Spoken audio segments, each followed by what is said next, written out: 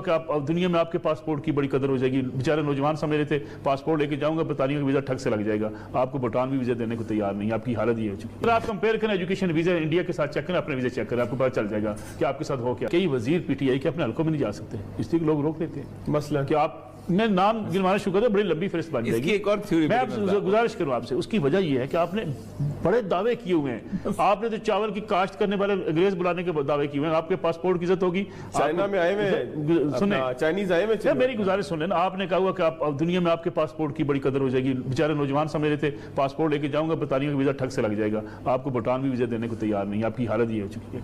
गुजारिश ये है कि जब तक आपकी तरजीहात दुरुस्त नहीं होंगी, आपकी गवर्नेंस नहीं, Pakistan is one of the 3 major favourite countries में है ट्रैवलिंग के लिए। सर सुने, ये तो इंटरनेशनल नहीं, ये रेटिंग जो आती है, मैं गुजारिश करूं आपके तालिब इल्मों के कनाडा की वीजा कम हो गया। आप कंपेयर करें, अगर आप कंपेयर करें एजुकेशन वीजा इंडिया के साथ चेक करें, अपने वीजा चेक करें, आपको पता चल जाएगा कि आपके साथ हो क्या रहा है।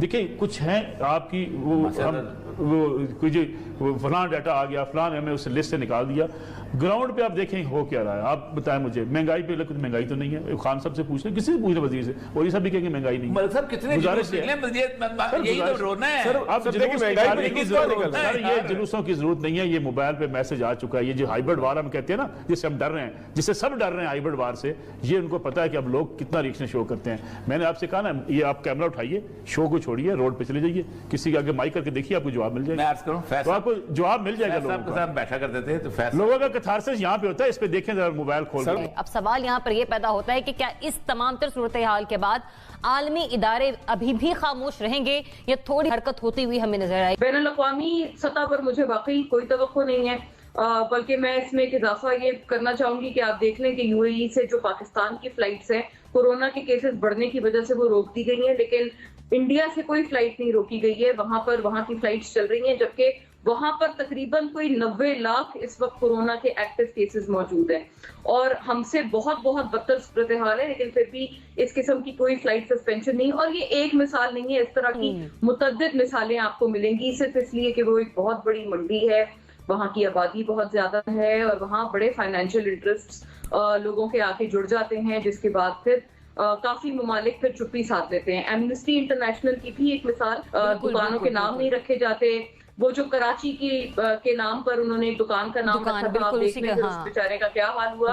जबकि बॉम्बे स्वीट्स की मैं मिसाल देना चाहती हूँ। बॉम्बे स्वीट 100 साल से पुरानी, 100 साल से जायद एक बहुत मशहूर मारूफ बेकरी है जो कि हैदराबाद में है, और कभी इस किस्म की अगर कोई बात भी की जाए तो आप देख लें कि पाकिस्तान में जो हमारे जी शऊर लोग हैं उनकी तरफ से क्या रिएक्शन आता है, और फौरी तौर पर एक्शन लिया जाता है, फौरी तौर पर इस किस्म की चीजें वापस की जाती हैं, लेकिन उनकी स्टेट इसमें कनाइवेंस में है और स्टेट लेवल पर ये बर्बरियत हो रही है जिसको स्पॉन्सर किया जा रहा है। नासिर चुगताई साहब, पाकिस्तान बहुत बार बात कर चुका है, लेकिन मजाल है आलमी इदारों की तरफ से कोई भी स्टेप, कोई भी इनिशिएट हमारे सामने आया हो। मैं आपको वापस नहीं चलता हूँ मनमोहन की बहुत मोहनी बातों से इंदिरा गांधी की तरफ, जिन्होंने पाकिस्तान को तोड़ने के लिए अपनी फौज भेजी पाकिस्तान के इलाके के अंदर, फिर 65 की जंग है, 48 की जंग है।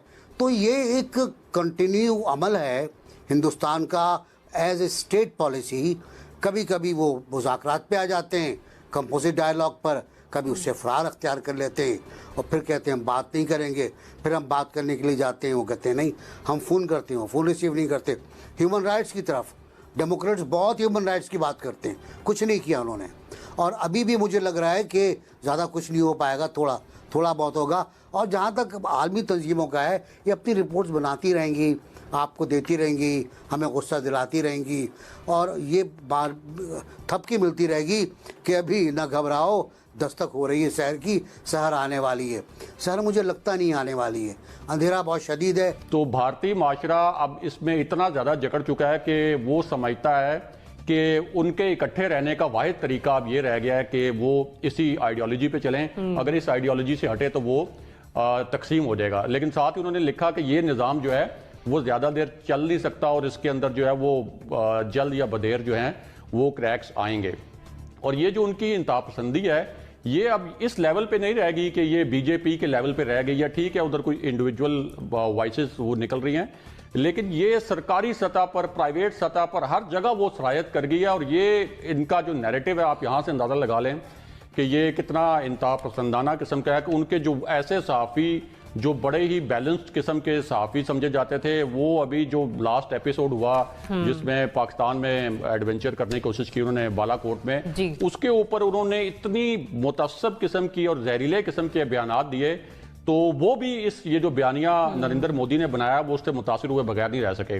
दूसरा, आप ये कह रहे हैं कि आलमी इदारे इस पर नोटिस लेंगे कि नहीं लेंगे। अगर आपका इशारा है कि अक़वाम मुत्तहिदा इसके ऊपर नोटिस लेगी तो बिल्कुल नोटिस नहीं लेगी। ज़ाहिर है अक़वाम मुत्तहिदा सलामती कौंसिल के जो स्टेक होल्डर हैं वो कौन है? अमेरिका, फ्रांस, बरतानिया, रूस, इनके साथ तो ज़बरदस्त ताल्लुकात हैं। एक चीन है, वो अपनी तरफ से इसके ऊपर आवाज़ उठाता रहेगा, लेकिन चीन के अंदर अपनी भी कोई इंसानी हुकूक की कोई हालात जो हैं कोई बहुत अच्छे नहीं हैं, तो इस वजह से उसकी भी आवाज़ में जो है वो इतना असर नहीं होगा।